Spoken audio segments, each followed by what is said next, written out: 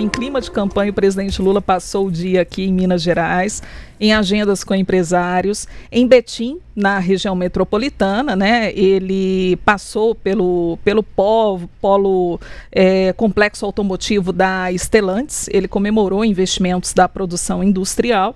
Depois foram para Ouro Branco, toda a comitiva foi para Ouro Branco, na região central. Lula visitou a fábrica da Gerdau. Teve de tudo, gente. A gente falando aí, né, em mundo paralelo, enfim. Teve discurso de campanha, troca de farpa, até piadinha, viu, Larissa Arantes, viu, Letícia Fontes? Piadinha a gente vai mostrar aqui. A gente vai mostrar no finalzinho, assim, só pra gente descontrair. Porque ficou aquele clima, sabe? Tipo, um alfineta de cá, outro alfineta de lá, aí entra o Alckmin para tentar apaziguar, mas aí entra num desespero, não consegue, fica apelando assim para algumas alternativas meio esquisitas. Então a gente vai trazer tudo isso aqui, porque quem acompanhou as agendas, né, e tem os detalhes, Letícia, a gente tem a participação do nosso repórter, né? Irmão, boa noite. Como que foi? Teve esse evento agora lá em Ouro Branco e parece que esse evento lá em Ouro Branco foi um pouco mais ácido, né, do que o primeiro. Teve até relembrar o meme, né, do governador Romeu Zema comendo banana com casca. Como que foi esse segundo evento do presidente Lula em Minas Gerais? Pois é, Letícia, uma boa noite a você, boa noite, Adriana, boa noite a todo mundo que acompanha a gente. Foi um evento onde a pauta política, a pauta de campanha ganhou espaço e já mostrou que os pré-candidatos, né, assim, os nomes que podem concorrer ao governo de Minas aí, estão dispostos a fazer um discurso mais ríspido ali, mais agressivo, né? Em Ouro Branco hoje teve destaque em especial a fala do ministro de Minas e Energia, Alexandre Silveira, do PSD, que acompanhou Lula durante todo o dia e que foi o responsável, digamos, por fazer assim, as críticas mais ríspidas ao governador Romeu Zema, né? Em um trecho que a gente tem separado aí, ele faz uma cobrança ao governador Romeu Zema em relação à gestão que o Estado tem feito na CEMIG, né, que é a Companhia Energética de Minas Gerais, e que é um ativo importante que o governo pode utilizar para tentar diminuir as dívidas que o Estado tem com a União. Vamos ver aí agora esse trecho do ministro Alexandre Silveira fazendo essa fala direta ao governador Romeu Zema. E como mineiros, estamos testemunhando, e eu quero aproveitar a oportunidade, governador Zema, para poder falar um pouco da nossa distribuidora aqui em Minas Gerais. Não tem um lugar em Minas Gerais, isso é muito importante, é importante para todos nós mineiros, para o desenvolvimento econômico do Estado, porque já são 6 anos e não tem um lugar em Minas Gerais que eu não tenho reclamação, porque o presidente Lula fez o maior programa de inclusão energética do Brasil, o Luz para Todos, que levou e tirou da escuridão 17 milhões de pessoas. 17 milhões de pessoas saíram da escuridão para entrar na dignidade. Mas agora nós precisamos de levar força, com novas subestações, com novas linhas de transmissão de média e baixa tensão, para a gente produzir com sustentabilidade, produzir na mesma área duas vezes e meia por ano. E infelizmente, por ano em Minas Gerais, eu tenho tido muita dificuldade em ver a CEMIG cumprindo com seu papel no Estado. Por isso eu aproveito a oportunidade para a gente trabalhar juntos para poder melhorar a qualidade do serviço no nosso Estado da CEMIG. As queixas recorrentes traduzem várias ações, inclusive judiciais, movidas pelo Ministério Público, algumas delas já vencidas pelo nosso povo.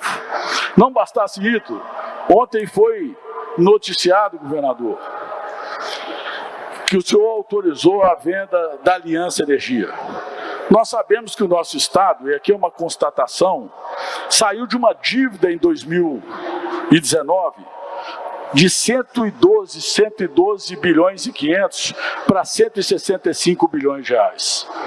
E uma das possibilidades, quem vai decidir ser o senhor de forma soberana, é que Minas pague parte dessa dívida com ativos. E um desses ativos é a CEMIG.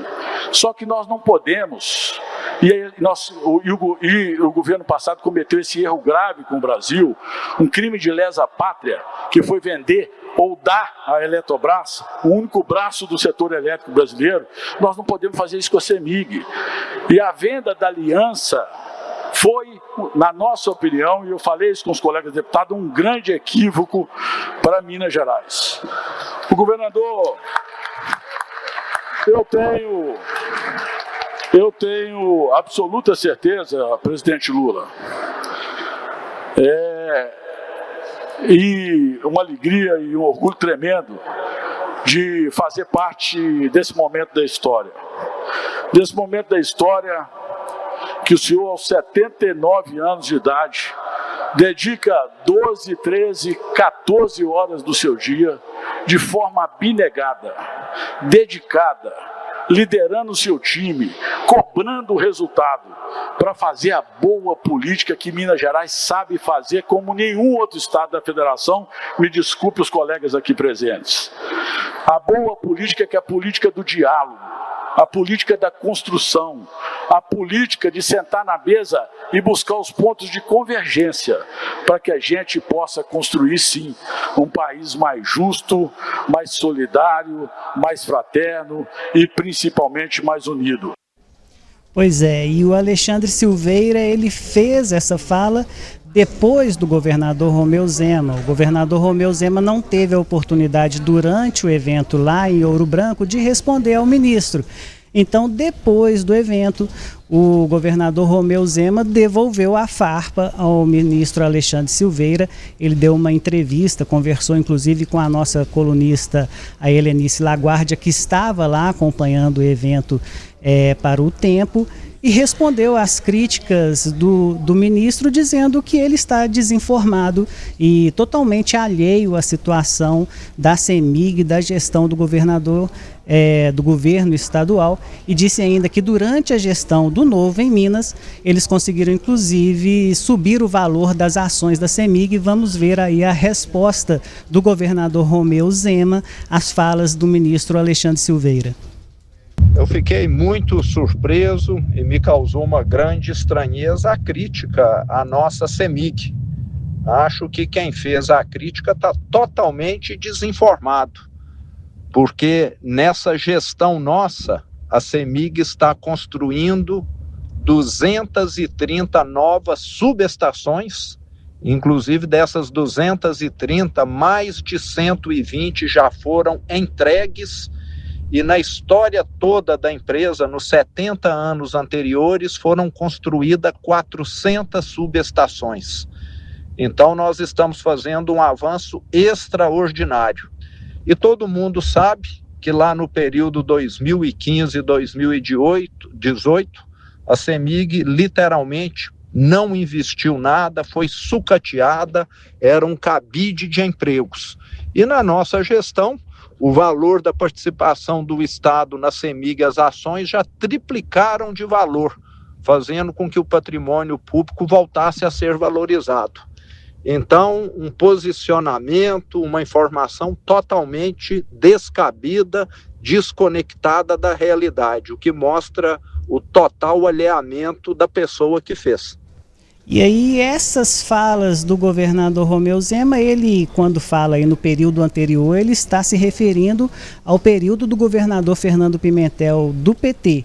E essas críticas ao governo petista no estado de Minas Gerais começaram ainda mais cedo no evento da fábrica da Fiat em Betim, quando o Zema já havia feito ali algumas críticas, dito que tinha recebido o estado falido.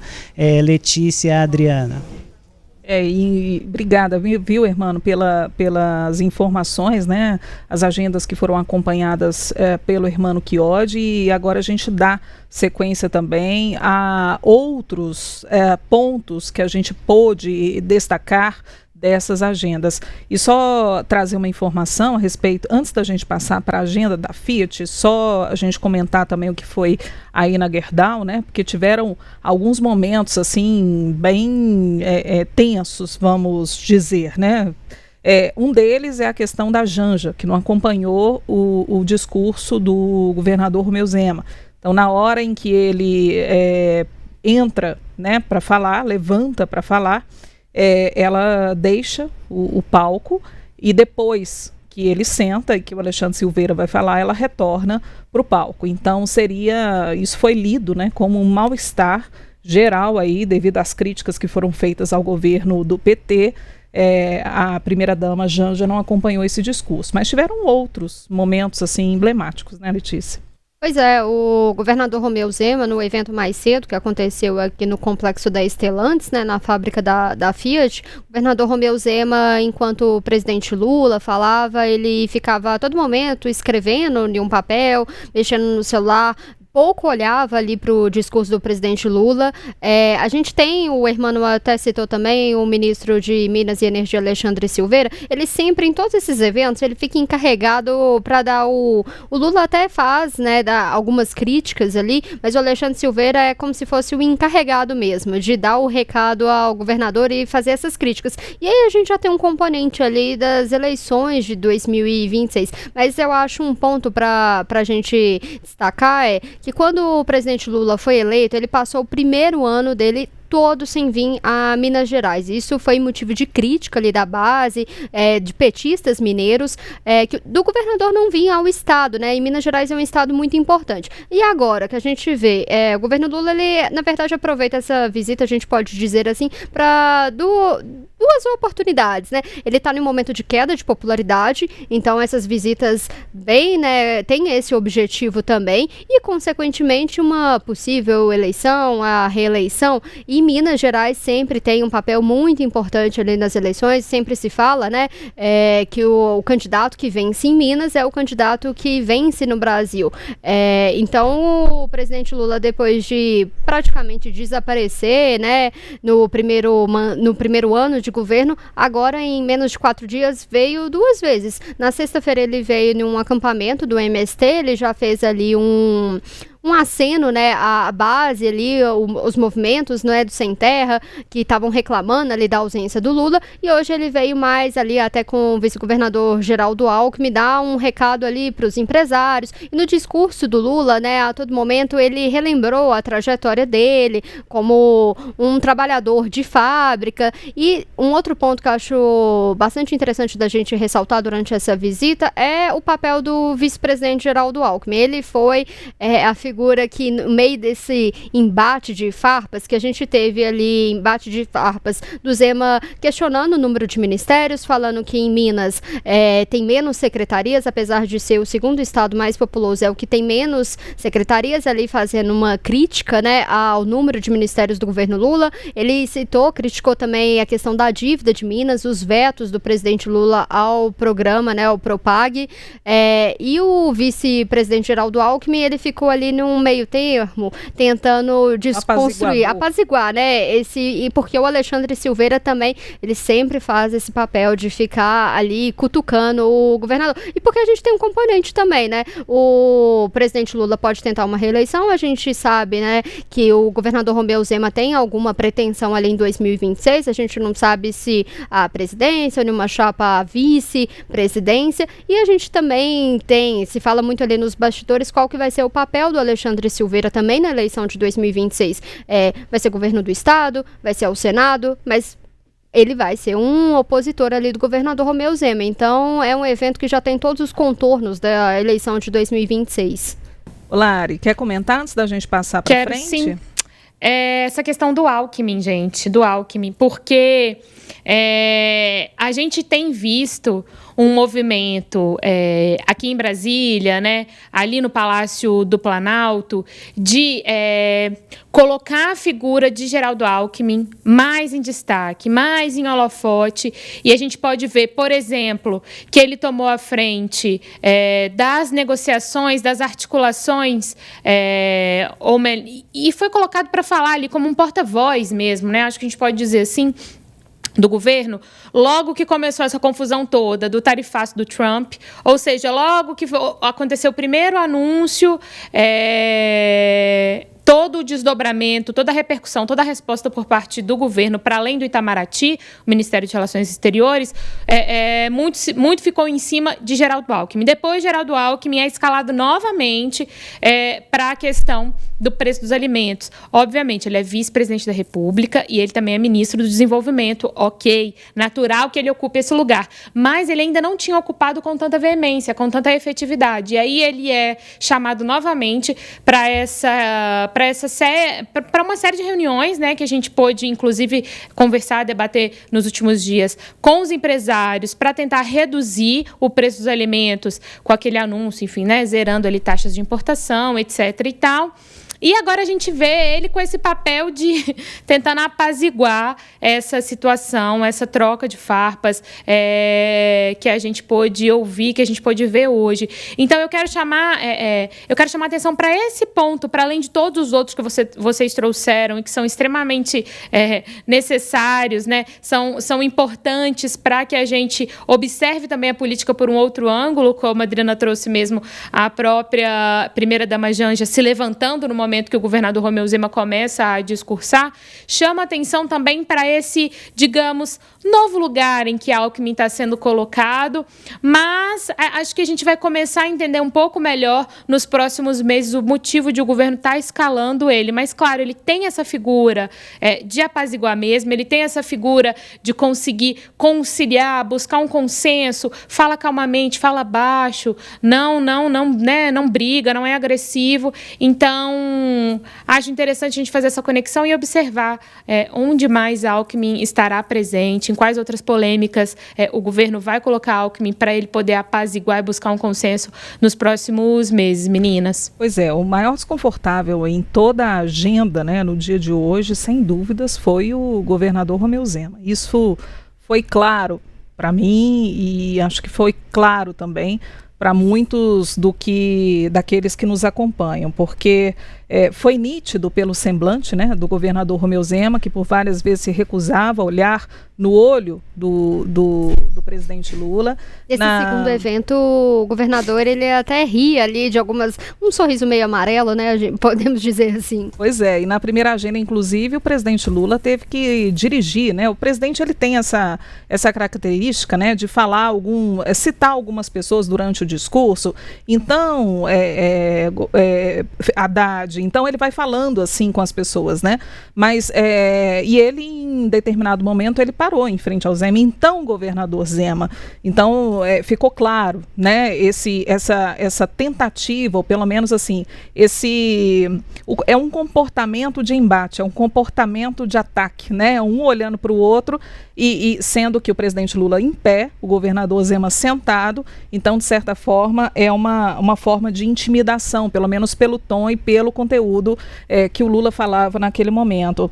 A gente via, né, o rosto do governador Zema muito rígido, né, muito rígido, então assim, enrijecido, isso demonstrando também um certo desconforto, não estava realmente à vontade, é um ambiente que não estava propício ali, que não estava deixando, né, o próprio governador confortável, tanto que até o último minuto ele não confirmava se estaria ou não nos eventos com o presidente, mas no fim das contas acabou aparecendo, né, Letícia? Pois é, e tem um bastidor interessante que o governador Romeu Zema já, ali através dos seus interlocutores, ele já tinha reclamado de alguns outros eventos com o ministro de Minas e Energia, Alexandre Silveira, que ele se sentia constrangido, que não tinha oportunidade para responder, e a gente sabe que tudo nesses eventos é tudo muito calculado. O governador falar antes do Alexandre Silveira e antes do Lula é para não dar tempo mesmo do governador dar resposta. Isso é natural que o governo federal faça isso, até porque nos eventos organizados ali pelo governo do estado, o governador vai ser o último a falar. Então, já tinha um mal-estar ali do governador com a equipe, né, e com o ministro Alexandre Silveira, que hoje ficou em evidente. Em uma última passagem aqui em Minas, na 381, alguns interlocutores do governador até chegaram a falar que a presença do Zema ia depender ali do comportamento do Silveira.